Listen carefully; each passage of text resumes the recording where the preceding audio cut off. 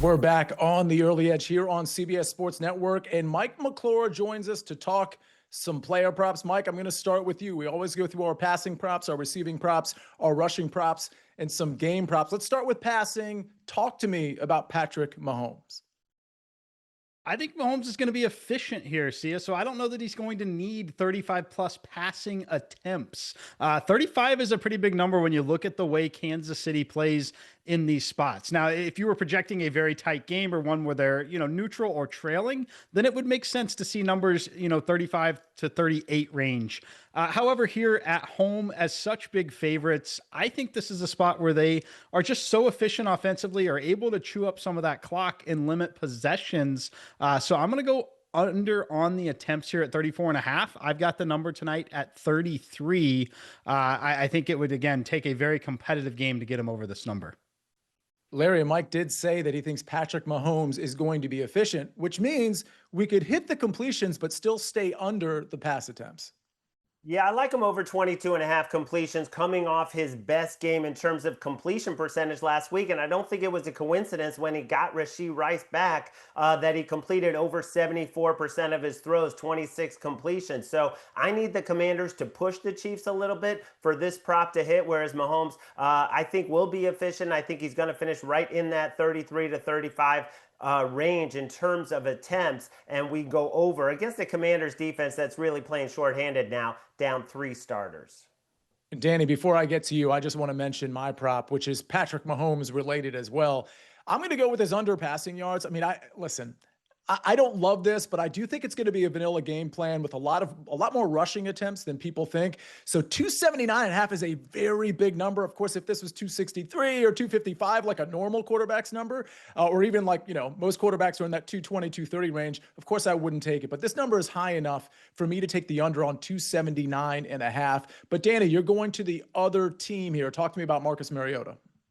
Yeah, Marcus Mariota, he's played pretty good football. He's been very efficient for the Commanders, but he hasn't needed to gunsling to lead them to success. They dropped 41 points against the terrible Raiders defense, and he only had 207 passing yards. They were in a really high-scoring affair, 34-27 contest with the Falcons in a dome environment, and he only had 156 pass yards. So, the way to beat Mahomes and the Chiefs is to keep him on the sideline, and they're most beatable on the ground. You got to beat this Chiefs team with your run game. Look for Bill Krosky Merritt, look for some design runs to Mariota. And I think look for them to keep game managing too. You can't turn the ball over against the Chiefs. So this stingy secondary is giving up the third fewest pass yards in the league at about 174 a game. And I just don't see Mariota going for 200 plus tonight. I love what you said about keeping the Kansas City offense off the field. That is clearly going to be the game plan for Washington. I think Deebo Samuel, we might even see him line up in the backfield. We're certainly going to see those short area throws to try to extend drives and, again, keep Patrick Mahomes off the field. But let's go to rushing props. Larry, talk to me about Marcus Mariota. Again, on SportsLine, you had that total rushing prop, but you've because that line has moved so much, you've gone a different direction here. Yeah, you can pivot to longest rush over 11.5. He's been in 3 games this year. He has 3 runs already of 22 or more yards. There's going to be designed runs for him, and I think there's going to be a few scrambles because the Chiefs force the most scrambles in the league. They blitz at the 6th highest rate, and for the Commanders to keep in this game, Mariota's going to have to run. All right, Mike, we have to thread the needle here, right? We have a bit of a contrarian pick to, this is to Patrick Mahomes. Talk to me about his under rushing yards. Yeah, it's going to go Mahomes under rushing yards here. So look, at 23.5, it's a number that he is capable of hitting. Has hit quite a bit, but I think the rushing totals are a bit inflated because of the supporting cast early this season. When you look at Patrick Mahomes throughout his career, when he takes off and run, it's typically in a necessity situation. It's not looking to run very often. It's when the game is on the line, they're in a competitive game, or he's got no one that he trusts to get the ball out quickly. Now he does, though. Rashee Rice on the field, Xavier Worthy on the field, Travis Kelce on the field. Rashee Rice's presence helps both of those other 2 players significantly. As such a big favorite with the Bills on deck and then a bye week after that, this is no time to take additional risk. And I think that message will be clear as long as the game is not, neutral the entire way. So under 23.5 rushing yards here for Mahomes. All right, we go from a rushing under to a quarterback rushing over, Danny Brasco. We talked about this a bunch already in the first segment. Larry's been talking up Marcus Mariota's longest rush over. I love that because he's broken off a 15-plus yard run in 2 of 3 games, and he's gone over this line in 2 of 3 games as well. So I think the Commanders are going to know what they need to do. You got to play to your strengths, right? This is his identity. He's always been a dual threat. And Larry mentioned scramble rate Chiefs are causing against opposing QBs. Mariota's going to have to be on the run. As a plus 11.5 underdog here, we're very likely to see garbage time, or at least them playing in a trailing game script. And if he's got to pick up some key first downs, he should do it with his legs. So Larry got a great number on this early at 24.5, but I think he goes 30 plus, and I'd be comfortable playing it at 28.5 as well. Y'all are convincing me that maybe a Marcus Mariota anytime touchdown could be in play here. I'm going to go with Isaiah Pacheco over 11.5 rush attempts. We did our early edge morning show, and I went into my dissertation about this, so I'll keep it pretty short here. Listen, he is the bell cow. Brashard Smith might end up cutting into his work. I don't know that happens this week. Of course, Brashard Smith had 14 carries last week, but that wasn't an absolute blowout. Most of those in the fourth quarter. We've had Isaiah Pacheco get to 12 and 15 rush attempts over his last 2 games. Again, I think this is a pretty vanilla script. You can run on Washington. It was thought once upon a time a few weeks ago that this was a good rush defense. They've lost a couple of guys. I think it was a bit of smoke and mirrors there. So I do think they're going to try to run the ball a lot. Give me the over 11.5 rush attempts at minus 124. Receiving props. Danny Brasco, I'm starting with you. Yeah, I mean, I got to give credit to Larry because he got this one early as well on SportsLine, and I absolutely loved it. Brashard Smith is a guy that was getting a lot of praise. I heard you guys talking about him on the morning show, and he's not just getting praise from analysts like us. Andy Reid and Patrick Mahomes love this guy, and he used to play wide receiver in college before he transitioned to a running back. So I'm taking his over receiving yards, which he easily cleared last week. And ahead of the Bills next week, I think they may want to use their new shiny tool, get him involved in the offense a little bit more, see what he can do, because I think Prop Stars said on the morning show earlier today that he's kind of resembling a Jerick McKinnon type role, and I love that comparison. Smith is a perfect fit in this offense, and I think Mahomes will look for him in the pass game a few times. He may only need one catch to clear this, so I love his over receiving yards. We keep referencing that morning show. So everybody at home, I want you to just go to your phone or go to your iPad or your laptop, go to YouTube, type in SportsLine, click enter, and then make sure you hit the subscribe button. If you're not already there, subscribe to SportsLine on YouTube. Larry, I guess we don't need to belabor the point. If anything to add, because you like this Brashard Smith play as well.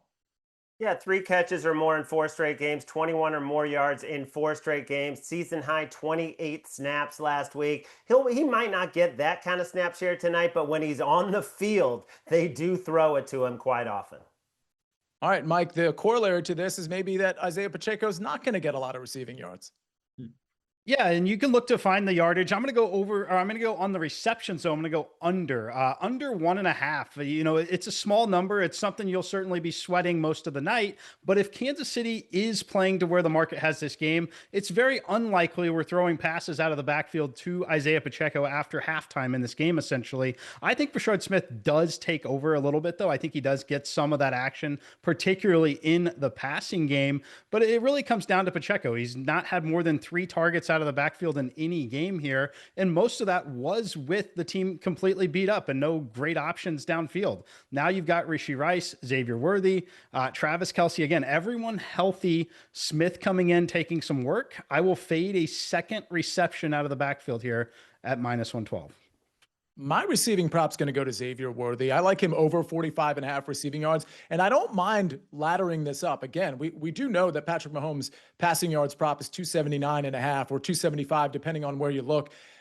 I think Worthy's shoulder injury gives me a little bit of pause, but I also think his line is depressed, not because of the shoulder injury, but because of the reemergence of Rashee Rice coming back from suspension. I think Xavier Worthy's the type of guy that could have 3 receptions and go 60, 70, 80 yards. So I like him over 45.5 receiving yards. I do think there's a ladder opportunity there as well. Let's go to game and team props. Larry, I'm going to start with you on this one. This is an interesting play.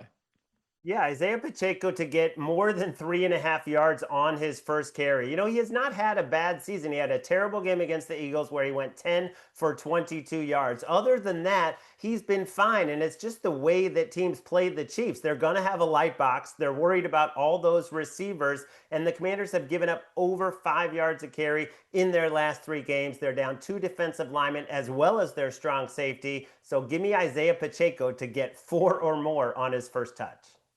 What's really interesting is the next 2 plays are a first half under and a second half under. Mike, I'm going to let you lead us off. Yeah, I'm going to go first half under here. The market's moved this number to 24.5 and at only minus 120. 24.5, 23.5. Very, very different numbers. When you get to 24, it just requires a lot to go right. And if you've watched Kansas City in games where they've been favorites, particularly at home, they do an excellent job of just limiting possessions in this game. But at 24.5, you just have to think about what's required here. If you're talking only 2 touchdowns, that means you need 2 touchdowns and 4 successful field goals. Not settling for field goals if you're the road team here. And when you talk about 3 touchdowns, it's 3 touchdowns and 2 successful field goals. Just scoring on 5 possessions there, if you're not talking 4 touchdowns, is a lot in these situations. Give me the under 24.5. And Danny, correct me if I'm wrong, you're going with the second half under of 23.5.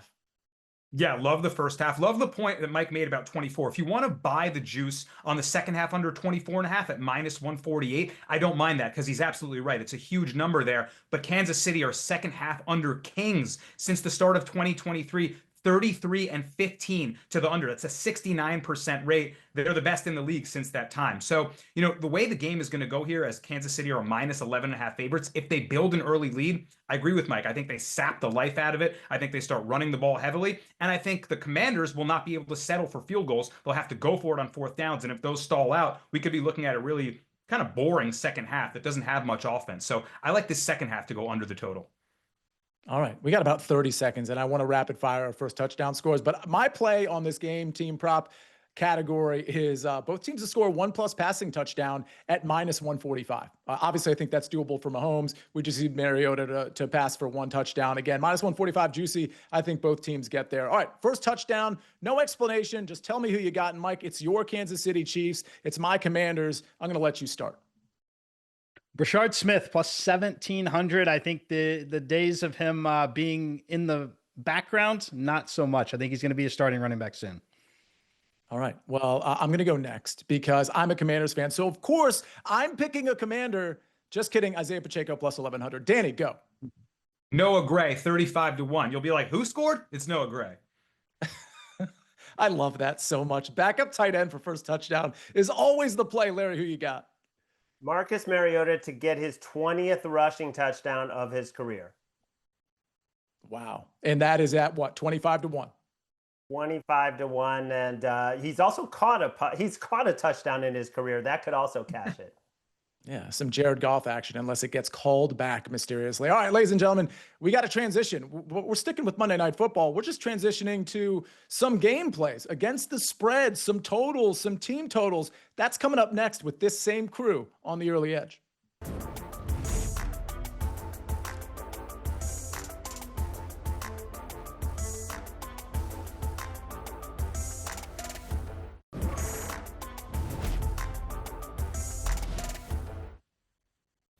We're back on the Early Edge, brought to you by BetMGM. Make it legendary. Mike, one of your legendary or signature plays is a first quarter play. So me, Larry, Danny, we've got the conventional picks against the spread here in Monday Night Football. Talk to me about your first quarter play, though, first.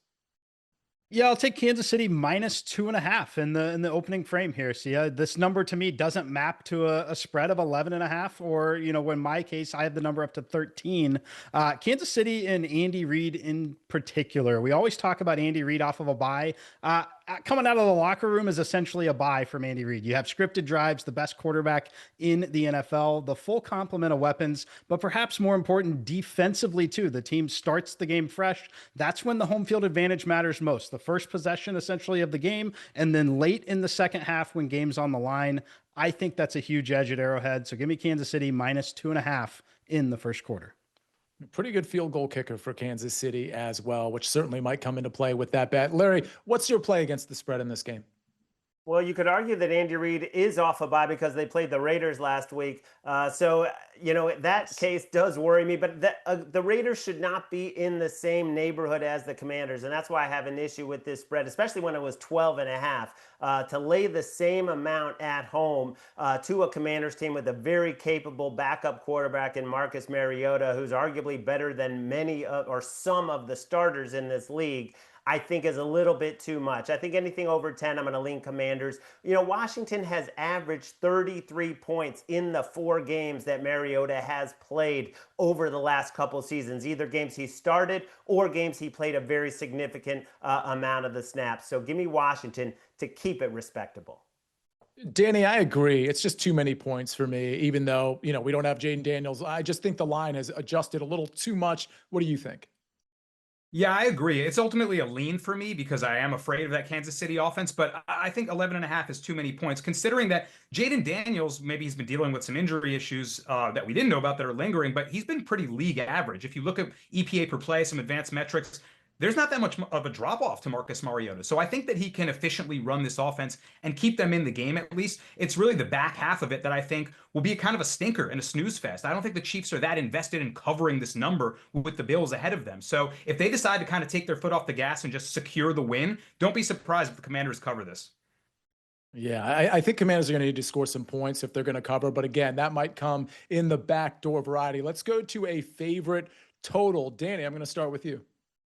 I'm looking towards the under 48. I see it ticking down to 47.5. I really want that 48. But, Mike had the first half under in the last segment. I had the second half under. Put them together, we get 48. And ultimately, it's because the Chiefs have been one of the top home under teams, but this is an extended rest under. Both teams coming in on extended rest. And when that's the case since 2018, that's hit at a 61% clip. So I like defenses on rest here. I think Mariota is going to play well, but he's not going to drop necessarily the 30-point games that he's been doing as the backup here against a very stingy Kansas City defensive back set. So I think this is going to be a chippier, kind of closer game than the spread might reflect, and that Kansas City saps the life out of it in the second half to make it go under the total. Mike, I lean the under 48 as well. That's my play for a total. Can I ask you something, though? Because 47, obviously a very key number. Would you rather play, because I know you're leaning under as well, would you rather play the 47 or even 47.5, but let's just say 47.5 at minus 105, or the 48 at, let's say, minus 115? If you can catch 115 on the 48, or say 48 and a half, at 48 and a half, it's very clear. At 48, it's really, really close, almost the exact same. Definitely not going to want to play right at 47 or below that. You want to keep the win condition alive in a 30-17 game, which is kind of what I see in this game overall. The question is, do the Commanders, score that late fourth quarter touchdown or not, is ultimately going to be what decides this total, in my opinion. But I lean under just because of the way Kansas City can limit possessions. And if you think about Washington here, if they're going to win this game, I don't think they think they're winning it playing in the upper 30s. I think it has to be a scenario where you catch Kansas City and hold them to, say, 24 points in this game. So I'm going to go under at 48 or 47.5. Larry, you're the one contrarian viewpoint here. You like the over? Yeah, and I already made the case for Mariota to succeed with Debo and McClure like he has in the past. But the Chiefs, I think, are going to have no trouble against this Washington defense. Washington gave up a 74-yard touchdown drive in 4 plays right before halftime to Dallas. They're missing Dietrich Wise, Dorrance Armstrong, their strong safety, Will Harris. This is not the same defense that kind of rose up at times last year. Frankie Louvu not being used the way that he was last year. So a lot of issues on defense, and Kansas City with all that speed at wideout, plus Travis Kelce, plus Brashard Smith. I like this game over.